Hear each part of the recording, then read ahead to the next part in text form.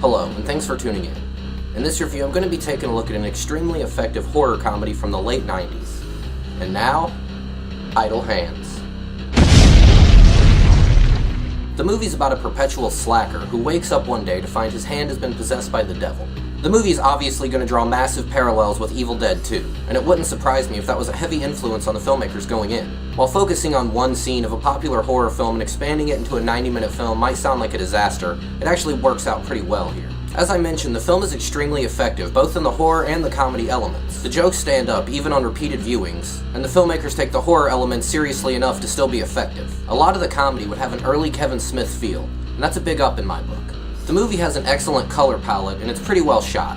There's nothing groundbreaking here, but there's a lot of fun camera angles and really vibrant colors. The acting is pretty solid throughout, but Devon Sawa really needs to receive special praise. The movie really doesn't work if you don't buy into his character, but he plays a deadbeat stoner pretty convincingly. It's a shame his career never took off, as I thought he did a great job here. Also, this would hands down be the best film that Seth Green has ever done, though that's really not saying much. The one member of the cast I would say was a weak link would be Vivica A. Fox. I'm not really sure if this is her fault though, as all of her scenes had heavy exposition. The plot pretty much just stops when she's on camera. Luckily, she's not actually in the film that long, so it's not a major issue. There's a pretty good amount of practical gore in the film, and it all looks nice, though there are a few instances of cheesy CG. There is a lot of lame 90s rock throughout the movie. It's definitely not my thing, but it will suit some, and it does work in the context of the film. The film was delayed, and the ending was changed as a result of a Columbine massacre. While I can understand this, as there's a lot of violence happening with teenagers in a high school setting, I would have loved to have seen the director's original vision. This also probably led to the film becoming a massive commercial failure, only grossing about $4 million against a $25 million budget.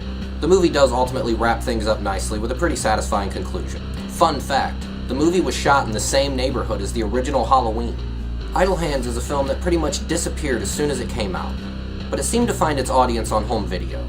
Over the years, it's garnered quite a cult following, and there's good reason for that. The jokes work well, the horror works well, and it looks great. Go ahead and give it a watch.